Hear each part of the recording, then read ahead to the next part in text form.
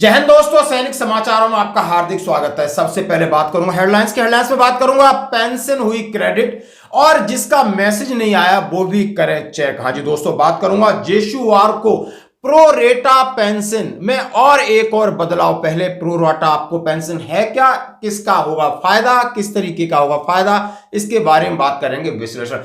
1 दिसंबर से ओटीपी के one time password के नियम बदल रहे हैं, तो घबराना नहीं, हो जाना होशियार। आखिर ये नियम क्यों बदल रहे हैं, हमारे लिए ये क्या किस तरीके से प्रभावी है, आप इसका वीडियो और मैं न्यूज शेयर करूंगा। और मैं बात करूंगा आखिर जवान ने होटल में जाकर के ऐसा क्यों किया।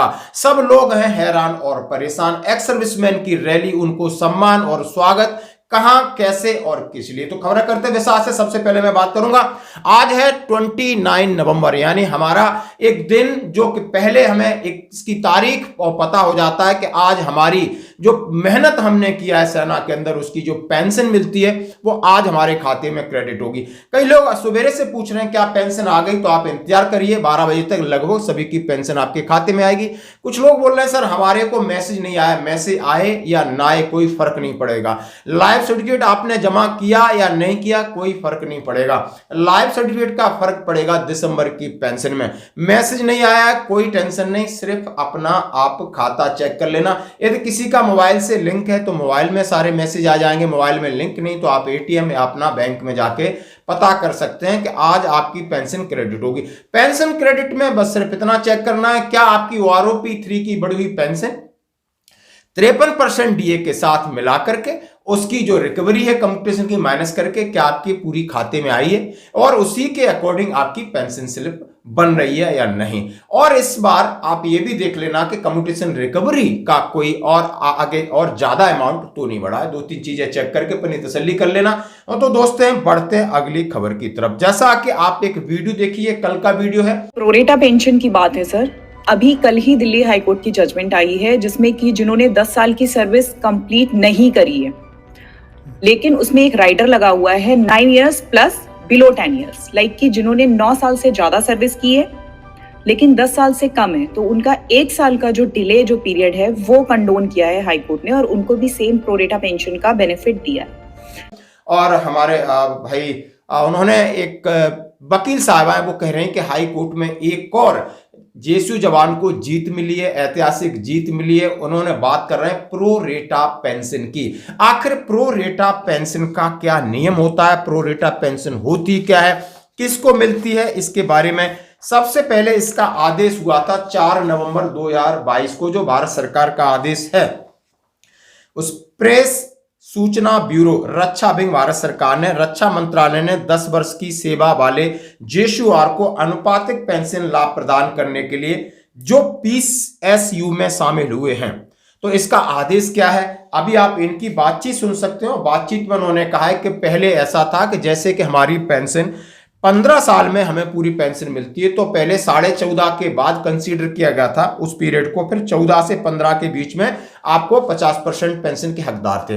अब ये प्रो रेटा पेंशन है, ये सेना के अधिकारियों को मिलती थी जो शॉर्ट सर्विस कमीशन जाके पीएसयू किसी क्षेत्र में काम करते थे, तो उन्हें अनुपातिक होता था कि लास्ट के 10 महीने उनका एवरेज निकालो और एवरेज का 50% पेंशन, जो अनुपातिक पेंशन बोलते हैं प्रो रेटा।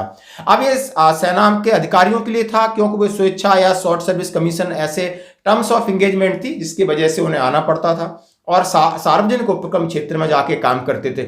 लेकिन जेएसयू जवानों में बहुत रेयरली देखा गया है कि एयरफोर्स के कुछ हो सकते हैं, इंडियन आर्मी में जो उनके लिए क्या नियम बना। ये नियम 4 नवंबर 2022 से हुआ रक्षा मंत्रालय की तरफ से कम 10 वर्ष की अर्हता सेवा करने वाले रक्षा सेवा के जेशुआर को अनुपातिक पेंशन के प्रावधान का लाभ दिया है जो स्थायी अवशोषण या रोजगार पर केंद्रीय सार्वजनिक उद्यमों, केंद्रीय स्वायत्त निकायों, केंद्रीय सार्वजनिक क्षेत्र के उपक्रमों में शामिल हुए हैं। पहले यह लाभ केवल कमीशन प्राप्त अधिकारियों तक सीमित था। रक्षा मंत्री राजनाथ सिंह ने इस संबंध में भूतपूर्व सैनिक विभाग के प्रस्ताव को मंजूरी दे दी है और मंत्रालय ने दिनांक 4/11/2022 को आवश्यक आदेश जारी कर दिया है। रक्षा सेवा में कम से कम 10 वर्ष की सेवा करने वाले जेएसयू जवानों को अनुपातिक पेंशन पाने के हकदार होंगे। यह उल्लेखनीय है कि प्रावधान उन जेशुआर पर लागू होगा जो केंद्रीय सार्वजनिक क्षेत्र के उद्यमों, केंद्रीय सार्वजनिक क्षेत्र के उपक्रमों, 6/3/1985 को या उसके बाद इसमें शामिल हुए हैं। हालांकि पिछले मामलों में वित्तीय लाभ इस आदेश के जारी होने की तारीख से भावी रूप से दिया जाएगा। आपने ये ऑर्डर आपने पढ़ लिया होगा और आपने ये खबर भी पढ़ी होगी कि माननीय रक्षा मंत्री जी ने 4 नवंबर 2022 को एक ऐतिहासिक आदेश दिया था। और जैसे आपने प्रो राटा पेंशन की, अब इस प्रो राटा पेंशन में एक और बदलाव हुआ है, जैसा कि ये पल्लवी मैडम कह रही हैं कि अभी इसमें 9 से 10 साल के बीच में जो भी सैनिक हैं उनको भी इसका लाभ मिलेगा। पहले था सिर्फ 10 साल, अभी उन्होंने 9 से 10 साल के बीच में जिन्होंने फौज को छोड़ा है और वो पीएसयू में जाके सेवा कर रहे हैं उनको इसका लाभ मिलेगा। और ये अनुपातिक पेंशन है, प्रोराटा पेंशन है, जिसके बारे में ये बातचीत हो रही है और इस बातचीत का अंश मैं आपके सामने शेयर कर दिया दोस्तों। तो बढ़ते हैं अगली खबर की तरफ। हाँ दोस्तों, सबसे पहले आप ये वीडियो देख सकते हैं। सर, मैंने सुना है कि अब जितने भी ओटीपी है 1 दिसंबर से लेट आने वाले हैं, क्या ये सच है? हाँ, लेकिन इसके बारे में आपको नहीं पता? नहीं। मैं बता देता हूँ आपको कि जो 1 दिसंबर से जो ओटीपी है, जैसे कोई नेट बैंकिंग का है या आधार का है, किसी प्रकार का भी ओटीपी है आपके पास, वो लेट आएगा। उसकी वजह ये है कि पहले जो ट्राई कंपनी ने जो एयरटेल है, आइडिया है, जितनी कंपनीज हैं इंडिया के अंदर, उनको ये बोला था कि जो ओटीपी आप दे रहे हो तो वो थोड़ा वेरिफिकेशन करके दीजिए। लेकिन इसके अंदर जो कंपनियों ने ना टाइम मांग लिया था कि ये इतना पॉसिबल नहीं है कि इसका वेरिफिकेशन करने के लिए कि इतना कस्टमर पे इतनी लेट ओटीपी क्यों जाए। तो उसके ऊपर इन्होंने वर्किंग की, तो इसका जो टाइमिंग दिया गया था, लास्ट जो टाइमिंग दिया गया है नवंबर का दिया गया है और 1 दिसंबर से ये लागू हो जाएगी। जैसे आप आधार के साथ है, आधार का ओटीपी आप कहीं जा रहे हो तो आधार का ओटीपी तुरंत आ जाता है, लेकिन वो नहीं आएगा। उसकी वजह ये है कि जो लोग फ्रॉड हो रहे हैं, जो मतलब आज की डेट में आप देखते हो कि इतना खाते में से इतना पैसा निकल गया या कुछ आपको पता ही नहीं है कि आप कहते हो मेरे पास तो ओटीपी नहीं आया, मेरे खाते में से पैसे निकल गए। तो अब कंपनियां क्या करेंगी, पहले इसकी वेरिफिकेशन करेंगी क्या ये सच में उस बंदे पे ओटीपी जा रहा है या नहीं जा रहा। तो सारी वेरिफिकेशन होने के बाद फिर वो ओटीपी आगे दिया जाएगा। दोस्तों, ये एक इन्फॉर्मेशन के लिए थी। कभी 1 दिसंबर को अगर आपके पास भी कोई ओटीपी लेट आता है तो आप घबराइए मत, क्योंकि जो ओटीपी है ये थोड़े से इंडिया गवर्नमेंट ने ये लागू किया है और ये एक वेरिफिकेशन करके ही ओटीपी देंगे। ये एक देश में बड़े स्कैम बढ़ते जा रहे हैं, उनको रोकने के लिए ये काम किया गया है और इसमें आप लोगों को घबराने की जरूरत नहीं है। ये एक वीडियो इन्फॉर्मेशन के लिए है और अपने दोस्तों तक भी शेयर कीजिए। और 1 दिसंबर से जो ये ओटीपी है थोड़े लेट आएंगे। तो वीडियो में आप देख रहे हो, ये वीडियो एक प्री प्लान्ड है। इस वीडियो को पूरा समझना है, ये सच है। मैं पहले बता देता हूं, ये सच है, कहीं इसमें फेक नहीं है। क्योंकि अब आपको ओटीपी यानी वन टाइम पासवर्ड, यदि आप अपनी आईडी से कोई चीज लॉगिन कर रहे हो, आप बैंक अकाउंट देख रहे हो, आप बहुत सारी चीजें चलाते हो जिसमें ओटीपी जनरेट होता है और ओटीपी 10 सेकंड के बाद जनरेट होता है और बंद हो जाता है। अब उस ओटीपी जनरेट से बहुत सारे सिक्योरिटी इश्यूज हो रहे थे, उसकी वजह से नियम बदलने जा रहा है। तो घबराने की बात नहीं। पा रहे आपने जो वीडियो देखा है और उसको और मैं डिटेल में न्यूज के माध्यम से आपको क्लियर करना चाहता हूं का न्यू रूल TAR मोबाइल पर नहीं आएगा ओटीपी क्वेश्चन मार्क। 1 दिसंबर से जियो, एयरटेल और VI BSNL ने बदले नियम। उन्होंने कहा है जो तराई जो उनका नियम है ओटीपी पर, उन्होंने कहा इंटरनेट और स्मार्टफोन के बढ़ते चलन के साथ इन तकनीकी सुविधाओं के साथ साथ कई तरह के खतरे सामने आए। उन्होंने खतरे की बात की। स्मार्टफोन ने जहां काम आसान कर दिया है, वहीं इसने स्कैमर्स और साइबर अपराधियों को लोगों को धोखा देने का नया रास्ता मुहैया कराया है। इसको देखते भारतीय दूरसंचार नियामक प्राधिकरण, जिसको बोलते TRAI, ने हाल ही में लोगों को ऑनलाइन धोखाधड़ी बचाने के लिए कई उपाय किए। जैसे कि आपके साथ बैंक फ्रॉड या कुछ बात हो रही है, आपको ओटीपी तुरंत आपने शेयर करना है नहीं, आपको जब ओटीपी दी जाएगी तो आपसे कंफर्म किया जाएगा कि आपसे जो सामने वाला बात कर रहा है ये कौन है, क्या है, आप ओटीपी क्यों साझा कर रहे हो, इससे आपको क्या लाभ है। मतलब ये एक बहुत फायदे और अलर्ट की बात है। जैसा कि पहले कहा गया है कि बैंकिंग धोखाधड़ी या किसी भी प्रकार से आपके पास फाइनेंशियल ठगी हो रही है, उससे बचने के लिए ओटीपी भी देर से आएगी और कंफर्म करके आएगी, ताकि आपको एक बार और सोचने का मौका मिले। हम जल्दबाजी में ओटीपी किसी के साथ शेयर कर रहे हैं या ओटीपी हमारे पास आ रही है, कहीं ऐसा तो नहीं जो हमारे लिए ठगी है। तो इसलिए नियम न्याय उन्होंने कहा है कि ट्राई ने एक महत्वपूर्ण कदम उठाया कि दूर संचार कंपनियों को संदेश ट्रेसेबिलिटी लागू करने का निर्देश देना है। ट्रेसेबिलिटी, उसको ट्रेस करेंगे। इस बड़े फैसले की घोषणा से सबसे पहले अगस्त में की गई थी, जिससे वाणिज्यिक संदेशों ओटीपी वन टाइम पासवर्ड पर ध्यान केंद्रित किया गया था। शुरुआत में दूरसंचार कंपनियों ने इसे ट्रेसेबिलिटी उपायों को लागू करने के लिए 31 अक्टूबर की समय सीमा दी गई थी। हालांकि जियो, एयरटेल, वीआई, बीएसएनएल जैसी प्रमुख कंपनियों के अनुरोध से समय सीमा 30 नवंबर तक बढ़ा दिया है और अब ये 1 दिसंबर से लागू होगा। ओटीपी आने में होगी देरी, यह ध्यान रखना महत्वपूर्ण है कि यदि आप जियो, एयरटेल, वीआई, बीएसएनएल 1 दिसंबर से ट्रेसेबिलिटी उपायों को लागू हो रहे हैं तो ओटीपी में देरी आएगी।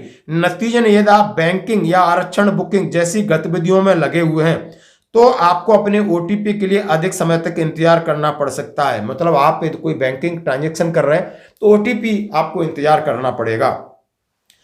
ट्राई ने इसलिए लिया फैसला। ट्राई पहले इस एहसास से उपजी है कि स्कैमर्स अक्सर व्यक्तियों के उपकरणों तक पहुंच प्राप्त कर लेते हैं, ओटीपी से संदेशों का फायदा उठाते हैं, जिसके परिणाम स्वरूप महत्वपूर्ण वित्तीय नुकसान होता है। सभी दूरसंचार कंपनियों में इस नियम को लागू करके ट्राई का लक्ष्य उपभोक्ताओं को अधिक प्रभावी ढंग से सुरक्षित बनाना है। 1 जनवरी से लागू होगा ROW। अन्य खबरों में 1 जनवरी 2025 से एक और नया नियम लागू होगा, जिसका असर जियो, एयरटेल, तमीम 5G इसमें कहा गया है कि राइट ऑफ वे के नाम से जाना जाएगा और इसके दिशा निर्देश आपको जाएंगे। मतलब ये है पूरा सिक्योरिटी एस्पेक्ट है, ताकि आपको जल्दबाजी में आपका पैसा या कोई चीज आपको इस तरीके से न चली जाए कि जिसके लिए आपको बाद में पछताना पड़े। दोस्तों, अब मैं बात करूंगा एक जवान आखिर होटल क्यों पहुंचा, जवान होटल क्यों गया और होटल में जाके उसने क्या किया। बात है झज्जर बादरोड़ न्यूज। संदिग्ध परिस्थितियों में सेना के जवान की मौत, अंतिम यात्रा में उमड़े ग्रामवासी। दोस्तों, गढ़वाल राइफल्स रेजिमेंट सेंटर लेस्डोन के लेखा कार्यालय में तैनात सेना के जवान की संदिग्ध परिस्थितियों में मौत हुई। अंतिम यात्रा में जो भी वहां के प्रशासनिक अधिकारी गए, वीरवार को ढबड़ाना एक दीपक उनका सब पैतृक गांव पहुंचा। उनकी अंतिम यात्रा में जो भी चीजें आप देख सकते हो, लेकिन कारण क्या था। दीपक के चाचा भूपेंद्र ने बताया कि दीपक नवंबर के पहले सप्ताह में अपने बच्चों के साथ गांव ढराना आए थे। उन्होंने 11 नवंबर को रोहतक से एक नई कार खरीदी, 13 नवंबर को अपने परिवार से चचेरी बहन की शादी में शामिल हुए और 23 नवंबर को गांव ढराना से बच्चों के साथ ड्यूटी पर चले गए। गौरव तल है कि 25 नवंबर की शाम को 4 बजे यानी 23 नवंबर तक एक सोल्जर है वो सही रहता है, छुट्टी आता है, गाड़ी खरीदता है, रिश्तेदारों से मिलता है, बच्चों के साथ वापस ड्यूटी में जाता है। 25 नवंबर को शाम करीब 4 बजे बाइक पर सवार होकर पत्नी से ड्यूटी पर जाने की बात कहकर घर से गया था। जब घर वापस नहीं लौटा तो गांव ढराना में परिजनों को सूचना दी। सूचना के बाद मंगलवार को उनके पिता प्रदीप व चाचा पहुंचे। मंगलवार दोपहर पुलिस ने नजीबाबाद मार्ग पर एक होटल में एक युवक का शव बरामद हुआ और उससे दीपक की पहचान हुई। गढ़वाल राइफल्स रेजिमेंट सेंटर की ओर से पुलिस को एक जवान की गुमशुदगी की शिकायत मौखिक रूप से मिली थी। जवानों की मौत किन कारणों से हुई है इसकी स्पष्ट वजह सामने नहीं आई है। आप देख सकते हो कि आज ये जवान है, मतलब खुद ड्यूटी से गया है, होटल में कैसे पहुंचा है, खुश रहता है, गाड़ी लेता है, लेकिन क्या चीज हो जाती है। यानी कहते हैं कि अंदर की जो लड़ाई है इंसान के अंदर जो चल रही है वो कभी बाहर नहीं दिखाई देती, और अंदर की लड़ाई में इंसान इतना टूटता है, चाहे वो कोई भी हो, कि और इस तरीके की वो हालात पैदा हो जाते हैं जो कभी सस्पेंस है। दोस्तों, और बढ़ते हैं एक और अगली खबर की तरफ। आप देख सकते हो पुंछ में ये रैली है, पुंछ डे है, और वहां पर इंडियन आर्मी जाकर के जितने एक्स सर्विसमैन है उनको इकट्ठा कर रही है, वीर नारियों को इकट्ठा कर रही है, उनको प्रोत्साहित कर रही है कि उन्हें अपने समाज के सहयोग के लिए क्या क्या काम किया है। आर्मी, इंडियन आर्मी का एक और रूप आपको देखने को मिलेगा। आप J&K सेक्टर में जाइए, दूसरे सेक्टर में जाइए, लोगों की मदद करना, चाहे वो भूतपूर्व सैनिक हैं, चाहे और बुजुर्ग लोग हैं, मेडिकल कैंप लगा के, और यही एक एडिशनल एक टास्क होता है और एक सेवा की भावना होती है जो कि हमारे संस्था को, हमारे आर्मी को सबसे अलग बनाती है और सब लोग इनकी रेस्पेक्ट करते हैं। आज की खबरों में इतना ही, बने रहिए हमारे साथ, धन्यवाद।